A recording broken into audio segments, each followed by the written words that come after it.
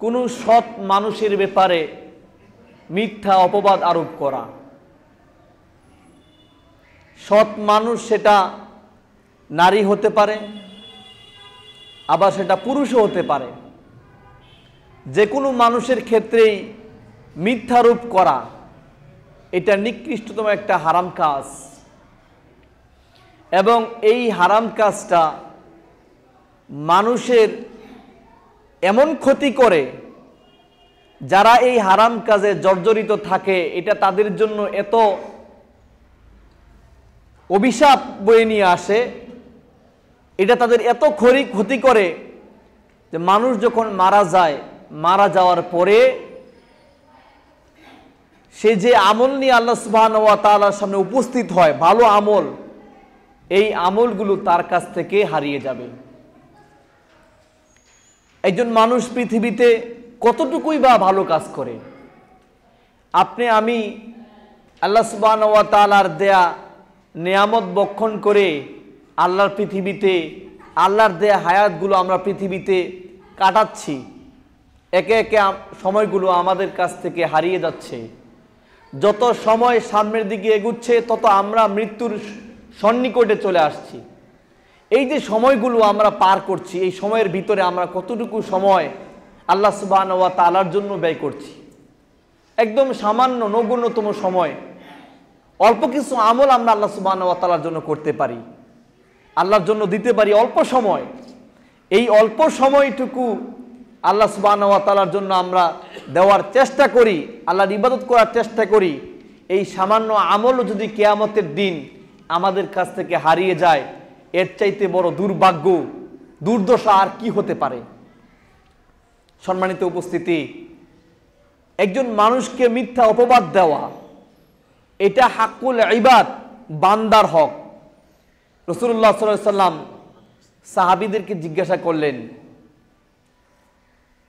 গরিব কোন ব্যক্তি? তোমরা কাকে মনে করো গরিব? তোমরা কি জানো গরিব কে? আতাদরুনা মাল মুফলিস? তোমরা কি বলতে পারো জানো গরিব মানুষ কারা? হ্যাঁ ইয়া রাসূলুল্লাহ, আমরা তো জানি গরিব হলো তারা যাদের অর্থ সম্পদ নাই, তারাই তো গরিব। আল্লাহ রাসূল বললেন, না, প্রকৃত গরিব তারা নয়। প্রকৃত গরিব হলো তারা যারা একদিক থেকে সলাতের, জাকাতের, সিয়ামের আমল নিয়ে উপস্থিত হবে আল্লাহ সুবহানাহু ওয়া তাআলার সামনে, ভালো আমলগুলো নিয়ে উপস্থিত হবে। আবার ঠিক এর অপোজিট সাইডে তারা এমন কিছু আমল নিয়ে আসবে যারা মানুষের হক নষ্ট করত, মানুষকে কষ্ট দিত, মানুষকে গালিগালাজ করত। এই অপরাধগুলো নিয়েও তারা আল্লাহ সুবহানাহু ওয়া তাআলার সামনে উপস্থিত হবে। এমত অবস্থায় এই যে পৃথিবীতে আরেকজনের হক মেরে খেয়েছে, আরেকজনের সম্পদ অন্যায়ভাবে গ্রাস করেছে, আরেকজনকে নির্যাতন করেছে, জুলুম করেছে, গালিগালাজ করেছে, কষ্ট দিয়েছে, কিন্তু পৃথিবীতে এর বিচার হয়নি, এর প্রতিশোধ নেওয়া হয়নি। এমত অবস্থায় কিয়ামতের দিন আল্লাহ সুবহানাহু ওয়া তাআলা বিচার করবেন। তিনি তো প্রকৃতপক্ষে আসল বিচারক, ন্যায় বিচারক। তিনি ন্যায় বিচার প্রতিষ্ঠা করবেন কিয়ামতের দিন। সেদিন এই মানুষগুলো সালাতের, যাকাতের, সিয়ামের ভালো কর্মগুলো এর সওয়াব নিয়ে উপস্থিত হবে। এই আমলগুলো তাদের জান্নাতে যাওয়ার জন্য এনাফ ছিল, যথেষ্ট। কিন্তু অনেক অনেক পাওনাদাররা এসে উপস্থিত হবে, ইয়া আল্লাহ, পৃথিবীতে সে আমার এই সম্পদ মেরে খেয়েছে, আমার এই জায়গা দখল করেছে, আমি তার কাছ থেকে এটা পেতাম, তার কাছে আমি এটা গচ্ছিত রেখেছিলাম, কিন্তু এই আমানতের সে আমাকে দেয় নাই, আমানতের খেয়ানত করেছে। আল্লাহ, আজকে তোমার কাছে আমি বিচার দায়ের করলাম তার বিপক্ষে। সেদিন আল্লাহ সুবহানাহু ওয়া তাআলা এই যে আপনি তার কাছ থেকে সম্পদ নিয়েছিলেন, এই সম্পদ তো আর মৃত্যুর পরে থাকবে না, কিভাবে দিবেন? সেদিন আল্লাহ সুবহানাহু ওয়া তাআলা এই পাওনা মিটাবেন ওই ব্যক্তির সওয়াব দিয়ে। সে সালাতের, সিয়ামের, যাকাতের যে ভালো কাজগুলো, যত ভালো কাজ করেছে, এই সওয়াবগুলো একে একে ওই পাওনাদারদেরকে দিয়ে দিতে হবে। এরকম করে যত হক মানুষে নষ্ট করেছেন বা মানুষকে অপবাদ দিয়েছে, মানুষকে গালমন্দ করেছে, কিন্তু এর বিচার হয়নি, তারাও আল্লাহর কাছে উপস্থিত হবে, আল্লাহ সে আমাকে লাঞ্ছিত করেছিল, আমার গীবত করেছিল, আমার ব্যাপারে মিথ্যারোপ করেছিল, মানুষের সামনে আমাকে হেয় প্রতিপন্ন করেছে, আমি মানুষের সামনে লাঞ্ছিত হয়েছিলাম, আমি এই বিচার পাইনি। আল্লাহ সুবহানাহু ওয়া তাআলা এই মানুষদের পাওনাও দিতে থাকবেন। এক পর্যায়ে এই ব্যক্তির আমলনামায় যে সওয়াবগুলো ছিল দিতে দিতে দিতে দিতে সবাইকে দেয়া হয়ে যাবে, সব সওয়াব শেষ, আরো পাওনাদার থাকবে। ওই পাওনাদাররা বলবে, আল্লাহ আমিও তো পাই, আমারটা তো দেওয়া হয়নি। তখন আল্লাহ সুবহানাহু ওয়া তাআলা ওই ব্যক্তির, ওই পাওনাদারের যে গুনাহগুলো ছিল, এই গুনাহগুলো এই ব্যক্তির ঘাড়ে চাপিয়ে দিয়ে ওই ব্যক্তিরা মুক্ত হয়ে জান্নাতে চলে যাবে, আর এই ব্যক্তি অন্যের অপরাধগুলো তার নিজের কাঁধে নিয়ে এসে জাহান্নামে চলে যাবে। রাসূলুল্লাহ সাল্লাল্লাহু আলাইহি ওয়াসাল্লাম বললেন, এটাই হলো প্রকৃত দরিদ্র, এরাই প্রকৃত ফকির, এরাই প্রকৃত গরিব মানুষ। সম্মানিত উপস্থিতি, আপনাদের সামনে আমি যে অপরাধের কথা এখন বলতে চাচ্ছি এটা নিকৃষ্ট একটি অপরাধ, যে অপরাধ কিয়ামতের দিন আপনার ভালো আমলগুলো খেয়ে দিবে, ওই ব্যক্তি নিয়ে নিবে। সেটা হলো মানুষের ব্যাপারে মিথ্যারোপ করা।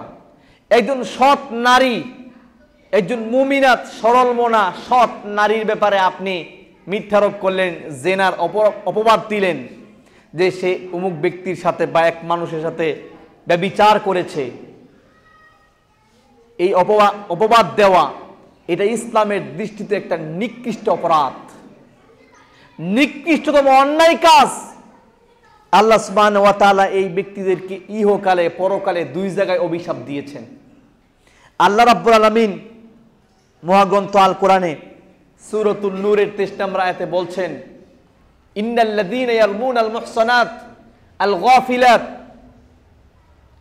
ইন্নাল্লাযীনা ইয়ারমুনাল মুহসানাতিল গাফিলাতিল মুমিনাতি লুইনু ফিদ দুনিয়া ওয়াল আখিরাহ ওয়া লাহুম আযাবুন আযীম। যারা সৎ মুমিনাত সরল মনা নারীদেরকে ব্যভিচারের অপবাদ দেয়, লুইনু ফিদ দুনিয়া ওয়াল আখিরাহ, তাদের জন্য ইহকালে এবং পরকালে আল্লাহ সুবহানাহু ওয়া তাআলার পক্ষ থেকে অভিশাপ রয়েছে, লানত রয়েছে, ওয়া লাহুম আযাবুন আযীম, এবং তাদের জন্য রয়েছে মহা কঠিন শাস্তি। আল্লাহ সুবহানাহু ওয়া তাআলা দুনিয়াতে যারা মানুষকে, কোনো নারীকে এরকম মিথ্যা অপবাদ দেয় যে সে আরেকজনের সাথে খারাপ কাজ করেছে, সৎ সরল মনা মুমিনা নারীকে যারা এই অপবাদ দিবে, যদি এই অপরাধ প্রমাণিত হয় পৃথিবীতেই, তাহলে ওই অপরাধী ব্যক্তির জন্য শাস্তি কি? আল্লাহ সুবহানাহু ওয়া তাআলা সূরাতুন নূরের 3, 4 এবং 5 নম্বর আয়াতে স্পষ্ট ভাষায় পরিষ্কার করে বলে দিয়েছেন তাদের অপরাধের শাস্তিটা কি। আল্লাহ বলছেন, ওয়াল্লাযীনা ইয়ারমুনাল মুহসানাতি, যারা সৎ নারীদেরকে জেনার অপবাদ দেয়, সুম্মা লাম ইয়াতু বিআরবাতি শুহাদা, অতঃপর যদি এর পক্ষে এর ব্যাপারে 4 জন সাক্ষী উপস্থাপন করতে না পারে, সুম্মা লাম ইয়াতু বিআরবাতি শুহাদা ফাজলিদুহুম 80 জাল্লা, এই ব্যক্তিদেরকে তোমরা 80টি দৌড়া মারবে, জনসমক্ষে মানুষের সামনে আর বিচার করবে, বিচারটা হবে মানুষের সামনে, তাকে 80টি বেত্রাঘাত করা হবে।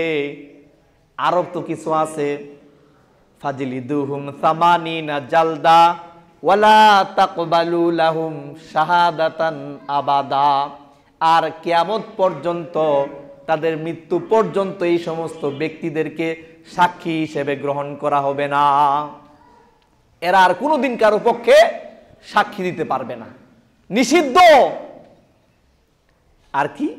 ওয়া উলাইকা হুমুল ফাসিকুন, আর তারা হলো ফাসিক, পাপাচার। আল্লাহর দৃষ্টিতে এরা ফাসিক। সুতরাং যদি প্রমাণিত হয় একজন মেয়ের ব্যাপারে, একজন নারীর ব্যাপারে জেনার ব্যভিচারের অপবাদ দিয়েছে, কিন্তু 4 জন সাক্ষী উপস্থাপন করতে পারে নাই, মনে রাখবেন এর পক্ষে যদি 3 জন সাক্ষী উপস্থাপন করে তারপরেও এটা গ্রান্টেড হবে না, গ্রহণীয় হবে না। 4 জন সাক্ষী লাগবে, 4 জন। একজন সাক্ষী, আপনি বলেছেন সে খারাপ কাজ করেছে কিন্তু একজন সাক্ষী উপস্থাপন করেছেন, চলবে না। 2 জন সাক্ষী উপস্থাপন করেছেন, চলবে না। 3 জন সাক্ষী উপস্থাপন করেছেন, চলবে না। 4 জন ব্যক্তি এখানে উপস্থিত করতে হবে।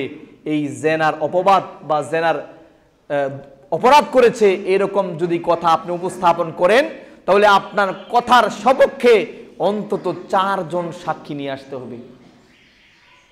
যদি আপনি 4 জন সাক্ষী নিয়ে আসতে না পারেন, তাহলে জনসমক্ষে ইসলামিক দৃষ্টিকোণ থেকে আপনার শাস্তি হচ্ছে জনসমক্ষে 80টি বেত্রাঘাত করা হবে। আর কোনোদিন আপনাকে কারো ব্যাপারে সাক্ষী হিসেবে গ্রহণ করা হবে না, এবং আপনি ফাসিক হিসেবে মানুষের সামনে পরিচিত হয়ে যাবেন। এটা আল্লাহর বিধান। সুতরাং একজন নারীর ব্যাপারে যারা অপবাদ দেয় তারা যেন সাবধান হয়ে যায়। এখন আল্লাহ সুবহানাহু ওয়া তাআলা এখানে নারীদের কথা বলেছেন সূরাতুন নূরে, তাহলে কি পুরুষদের ক্ষেত্রে কি হবে? বলা হয়েছে পুরুষদের ক্ষেত্রেও একই শাস্তি, কারণ অনেক সময় অনেক পুরুষের ব্যাপারও এরকম অপবাদ দেয়া হয়। মানুষ অপবাদ দিচ্ছে আর একজনের কাছ থেকে আপনি শুনে সারা এলাকায় ঢোল দিলেন, সারা এলাকায় প্রচার করে তাকে হেয় প্রতিপন্ন তুচ্ছ তাচ্ছিল্য করলেন, এটা ইসলামে হারাম। আপনি একজন মানুষের কাছ থেকে একটা কথা শুনেই প্রচার করে দিলেন, আপনিও মিথ্যাবাদী হিসেবে আল্লাহ সুবহানাহু ওয়া তাআলার কাঠগড়ায় দাঁড়াবেন।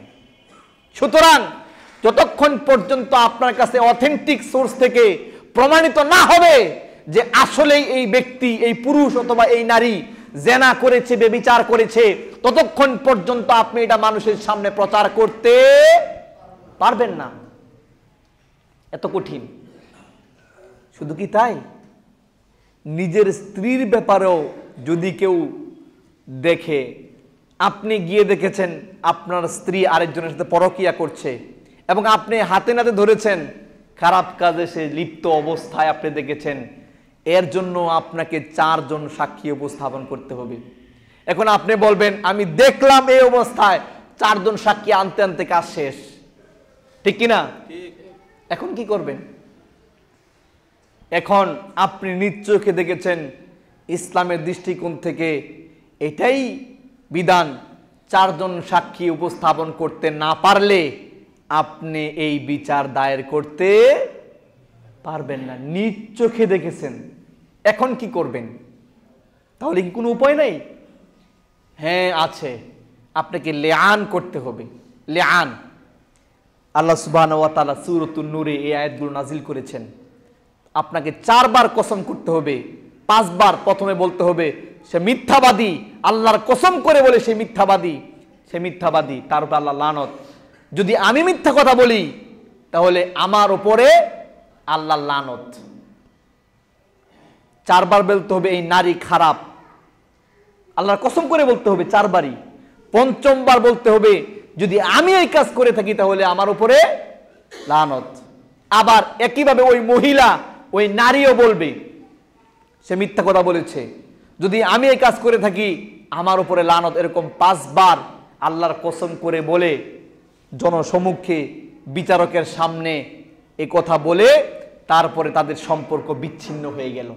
এটা হলো ইসলামী শরীয়ত মোতাবেক যারা আজকে পরকিয়া করে খারাপ কাজে লিপ্ত হয়ে যাচ্ছে তাদের ফতোয়া। এখন আপনি বলবেন আপনি জানেন এবং আপনি দেখছেন এই মহিলাকে নিয়ে আপনি সংসার করতে পারছেন না, সম্ভব না, তাহলে আপনাকে এই পদ্ধতিতে সম্পর্ক বিচ্ছিন্ন করতে হবে। আর যদি আপনি 4 জন সাক্ষী উপস্থাপন করতে না পারেন, এটা মানুষের সামনে বলা যাবে না। সম্মানিত উপস্থিতি, বিশাল ঘটনা, ওইদিকে আমি যাচ্ছি না। এটা নিয়ে শানে নজুল একটা ঘটনা আছে, এক সাহাবীর ক্ষেত্রে এটা ঘটেছিল।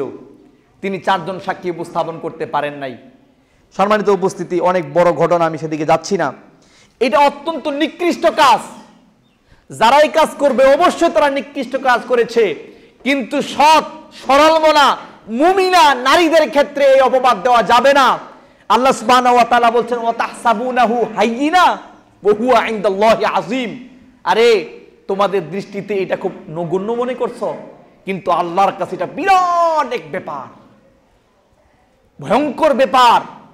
সুতরাং কোনো পুরুষ এবং কোনো নারীর ব্যাপারে মিথ্যারোপ করতে যাবেন না, তহমত দিবেন না। জেনা ব্যভিচার যদি না করে থাকে, তাকে তুচ্ছতাচ্ছিল্য করার জন্য মানুষের কাছে একটা মিথ্যা ঘটনা রটাই দিলেন, আপনি কবিরা গুনাহ করলেন, হারাম। এক মুসলমান আরেক মুসলমানের ইজ্জত হরণ করা হারাম। রাসূলুল্লাহ সাল্লাল্লাহু আলাইহি ওয়াসাল্লাম বলছেন এক মুসলমান আরেক মুসলমান ভাই ভাই, আল মুসলিমু আখুল মুসলিম লা ইয়াজলিমুহু ওয়া লা ইয়াখযুলুহু ওয়া লা ইয়াহকিরুহু। এক মুসলমান আরেক মুসলমানকে অত্যাচার করতে পারে না। এক ভাই যেরকম আরেক ভাইকে অত্যাচার করতে পারে না, ঠিক তদ্রূপ এক মুসলমান আরেক মুসলমানের ভাই, আর এই ভাই হওয়ার কারণে এক ভাই আর আরেক ভাইয়ের উপরে জুলুম করতে পারবে না, তাকে তুচ্ছতাচ্ছিল্য এবং হেয় প্রতিপন্ন করতে পারবে না। সুতরাং একজন মানুষ যদি আরেকজন মানুষকে সমাজের কাছে, মানুষের কাছে তার মাথা কাটতে চায়, তাকে অপবাদ দিয়ে মানুষের সামনে ছোট করতে চায়, তারা অত্যন্ত নিকৃষ্ট কাজ করবে। আল্লাহ সুবহানাহু ওয়া তাআলা বলেছেন তাদের জন্য ইহকালে পরকালে 2 জায়গায় লানত। আর প্রথমেই বলেছিলাম আপনি নামাজ, রোজা, হজ, যাকাত, দান, খয়রাতের কত সওয়াব নিয়ে কিয়ামত নিয়ে উপস্থিত হবেন, সব কিছু ওই ব্যক্তিরা নিয়ে নিবে। এই নামাজে কোনো ফায়দা হবে না। সম্মানিত উপস্থিতি, এটা ইসলামের দৃষ্টিতে অত্যন্ত নিকৃষ্ট কাজ। দেখেন মুনাফিক এতই খারাপ, আয়েশা রাদিয়াল্লাহু তাআলা আনহা রাসূলের স্ত্রী, এর ব্যাপারেও এই অপবাদ দিতে তারা ছাড়ে নাই। স্বয়ং আয়েশা উম্মাহাতুল মুমিনিন, মুমিনদের মা, উম্মুল মুমিনাত, মুমিনদের মা আয়েশা রাদিয়াল্লাহু তাআলা আনহা, তার ব্যাপারে মুনাফিকরা অপবাদ দিয়েছে। এক সাহাবীর সাথে জড়িয়ে আয়েশা রাদিয়াল্লাহু তাআলা আনহাকে অপবাদ দিয়েছে তিনি খারাপ কাজ করেছেন। বিরাট ঘটনা, সূরাতুন নূরে এই ব্যাপারে 10টি আয়াত নাজিল হয়েছে। আয়েশা রাদিয়াল্লাহু তাআলা আনহা তিনি বলছেন, হাদিসটি তিরমিজিতে, আবু দাউদে, ইবনে মাজাতে এসেছে, 3টি হাদিস গ্রন্থে এসেছে। আয়েশা বলছেন লাম্মা নাজালা উযরি, যখন আমার ওজর মানে আমার এই অপবাদ দেয়া হলো, তখন আমি রাগ করে বাপের বাড়িতে চলে গেছিলাম। 1 মাস আল্লাহ রাসূলের সাথে কথা বলে নাই। আয়েশা রাদিয়াল্লাহু তাআলা আনহা, আল্লাহ 1 মাস পরে আয়াত নাজিল করলেন। 1 মাস তিনি বলছেন যখন আমার ওজরের ব্যাপারে আয়াত নাজিল হলো, কওমা রাসূলুল্লাহ সাল্লাল্লাহু আলাইহি ওয়াসাল্লাম আলাল মিনবার, আল্লাহ রাসূল এই মিম্বারে দাঁড়ালেন বক্তব্য দেওয়ার জন্য। ফাযাকারা যালিক, অতঃপর এই ঘটনা বর্ণনা করলেন। ওয়াতালাল কোরআন, এবং সূরাতুন নূরে ওই আয়াতগুলো তেলাওয়াত করলেন, আল্লাহ যে নাজিল করলেন। আয়েশা রাদিয়াল্লাহু তাআলা আনহার চরিত্রের সার্টিফিকেট দিয়ে যে আয়াত নাজিল হয়েছে, সেই আয়াত রাসূলুল্লাহ সাল্লাল্লাহু আলাইহি ওয়াসাল্লাম মিম্বরে দাঁড়িয়ে তেলাওয়াত করলেন। ফালাম্মা নাযালা, যখন ওখান থেকে মেম্বর থেকে নামলেন, নামার পরে এবার তিনি আদেশ দিলেন আমার বি রজুলাইনি ওয়া ইমরাআতিন, 2 জন পুরুষ আর 1 জন নারীকে বেত্রাঘাত করার জন্য। কি? ফাদুরিবু হাদ্দাহুম, এই যে ইসলামের যে হদ, অর্থাৎ কেউ যদি কোনো মানুষের ব্যাপারে অপবাদ দেয়, ব্যভিচারের অপবাদ দেয়, তাহলে তাকে 80টি বেত্রাঘাত করতে হবে। রাসূলুল্লাহ ওই মিম্বার থেকে নেমে 2 জন পুরুষ আর 1 জন নারীকে 80টি করে বেত্রাঘাত করার নির্দেশনা প্রদান করলেন। দেখেন মুনাফিকরা আয়েশা রাদিয়াল্লাহু তাআলা আনহার চরিত্র নিয়ে টান দিয়েছিল। আল্লাহ সুবহানাহু ওয়া তাআলা বললেন এই মুনাফিকগুলো এই কাজ করেছে। অতঃপর এই 2 জন, এর মধ্যে জড়িত ছিল 2 জন পুরুষ আর 1 জন নারী, তাদেরকে 80টি করে বেত্রাঘাত করা হয়। সুতরাং এটা নিকৃষ্টতম একটি কাজ। আমরা যারা এই কাজে জড়িত থাকি, আরেকজন মেয়ের ব্যাপারে একজন ছেলের বিয়ের ভাঙানি দিচ্ছেন, আপনারা হিসাব করে এই কাজ করবেন, অত্যন্ত সাবধান। একজন ভালো মানুষের ব্যাপারে আপনি এমনিতে একটা মিথ্যা কথা লাগিয়ে দিয়ে তার বিয়ে ভেঙে দিলেন। আজকে আমাদের সমাজে এগুলো হচ্ছে। একজন কিছুদিন আগে ওই মেয়েটার, আমার এখানে, আমি এসেছি এখানে 4 বছর আগে, আসার কিছুদিন পরে তিনি বলছেন, হুজুর আমার ছোট মেয়েটা বিয়ে হয়েছে, বড় মেয়েটা এখনো বিয়ে দিতে পারছি না। আমার বড় মেয়ের চেহারা সুরত আলহামদুলিল্লাহ ভালো, অনেক ভালো ভালো জায়গা থেকে বিয়ে আসে, কিন্তু আমার ভাই ভাতিজা ভাতিজি এরা বিয়ের ভাঙানি দেয়। মাত্র কিছুদিন আগে বিয়ে দিলেন, আমার কাছে কতবার এসে বললেন, হুজুর আল্লাহর কাছে দোয়া করি, আল্লাহ তো কবুল করতেছে না। আমি বললাম, আল্লাহ সুবহানাহু ওয়া তাআলা ওর বিয়ের সময়টা এখনো নিয়ে আসেন নাই, আরো কিছুদিন দেরি হবে। তার ভাগ্যে যখন বিয়ে লিখে রাখছেন তখনই তার বিয়ে হবে। তিনি বললেন যে আমার ভাইয়েরা, আমার ভাতিজা ভাতিজিরা আমার মেয়ের ব্যাপারে এরকম ভাঙানি দেয়।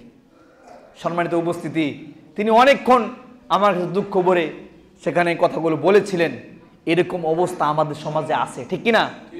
সুতরাং এই কাজ আমরা যারা করি, আমরা যেন একটু হিসাব করে বুঝে তারপরে পা ফেলি, অন্যথায় আমাদের নেক আমলগুলো ওই ব্যক্তি নিয়ে নিবে।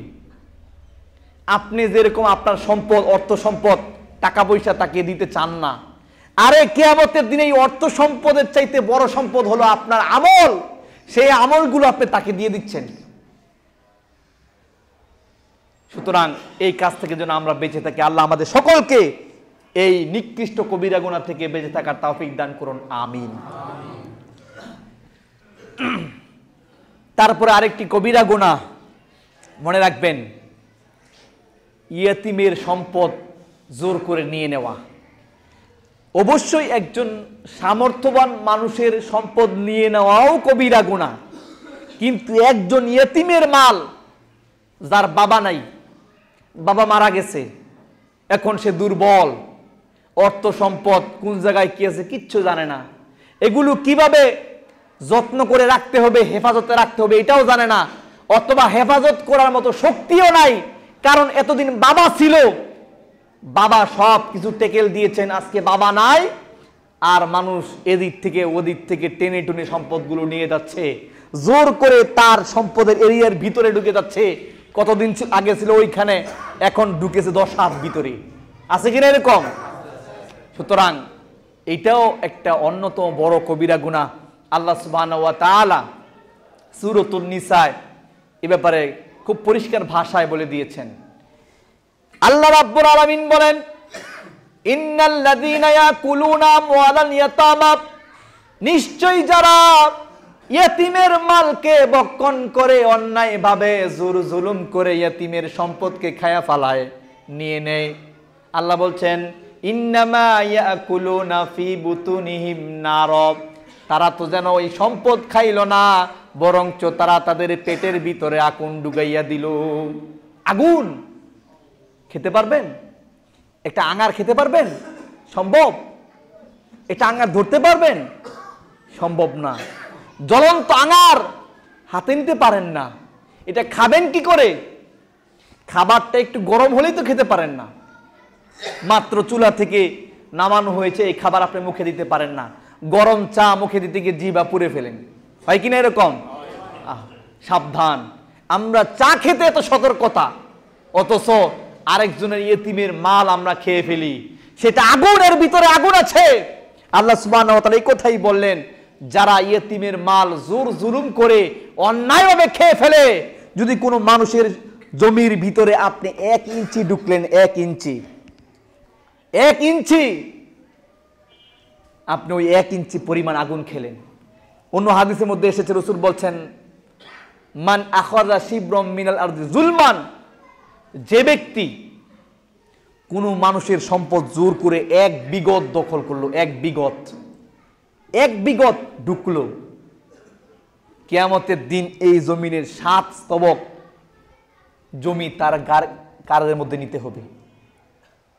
7 স্তবক বলতে কি বুঝেন? একদম শেষ পর্যন্ত জমিনের নিচে যত দূর পর্যন্ত যাবে এই সমস্ত মাটি আপনার কাঁধে নিয়ে আল্লাহ সুবহানাহু ওয়া তাআলার সামনে উপস্থিত হতে হবে। কত কঠিন বিষয়। অনেক জায়গায় রাস্তাগুলো আছে আপনার জমিনের আইল কেটে কেটে শুরু করে ফেলেন, একটু জায়গা নিলে আপনি অনেক ধান পাবেন, অনেক সম্পদ হবে আপনার। মানুষ হাঁটতে পারে না, আগে ছিল জায়গাটা বড়, কাটতে কাটতে কাটতে কাটতে শুরু করে দিয়েছেন, মানুষের হাঁটার অসুবিধা হয়। এগুলো ঠিক না, এগুলো হারাম কাজ।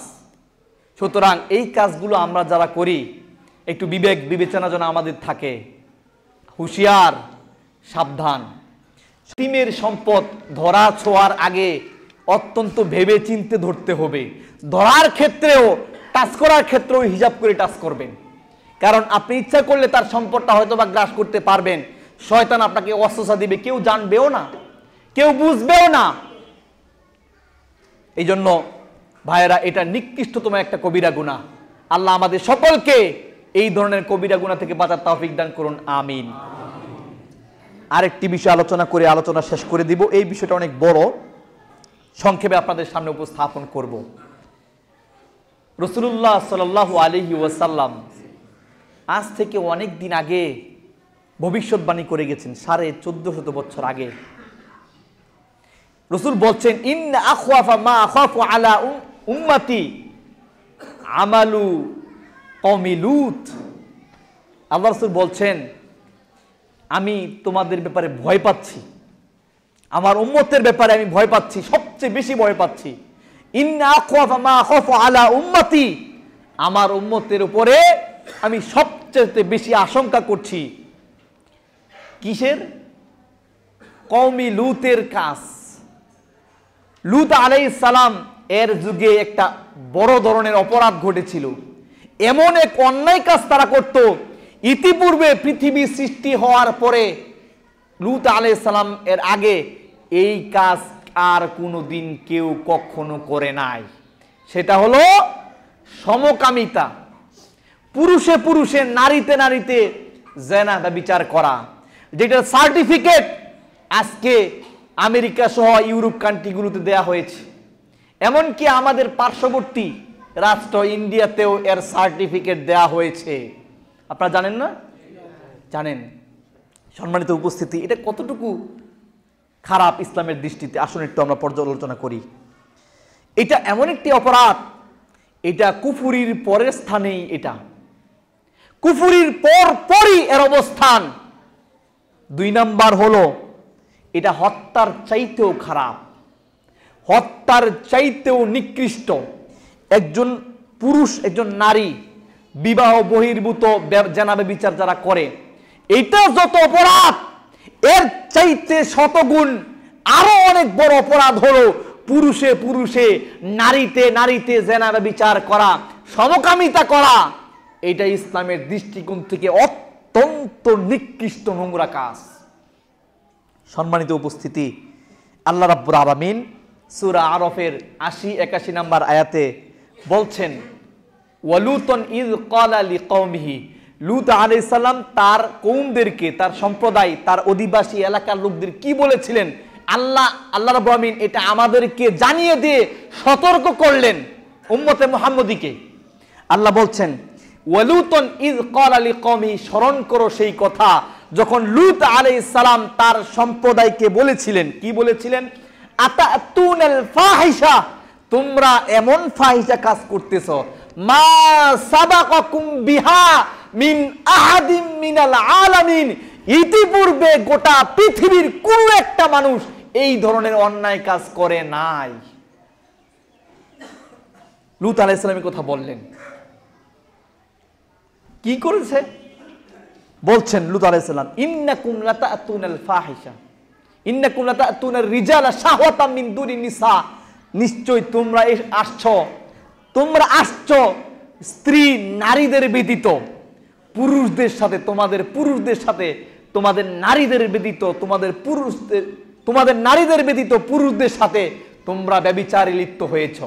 ইন্নাকুম লাতাতুনার রিজালা শাহওয়াতাম মিন দুনিন নিসা, তোমাদের কুপ্রবৃত্তির এই কামনা বাসনা চরিতার্থ করার জন্য তোমাদের স্ত্রী ব্যতীত পুরুষদের সাথে আকাম করতে এসেছো, ফাহিশা কাজ করতে এসেছো। সম্মানিত উপস্থিতি, লূত আলাইহিস সালাম তার সম্প্রদায়কে কথা বলেছিলেন। তিনি এমনকি তার মেয়েকে বিবাহ দিতে চেয়েছিলেন, আমার মেয়ে আছে বিবাহ করো না। লূত আলাইহিস সালামের স্বয়ং স্ত্রী মানুষদেরকে এই অন্যায় কাজে সহযোগিতা করেছিল।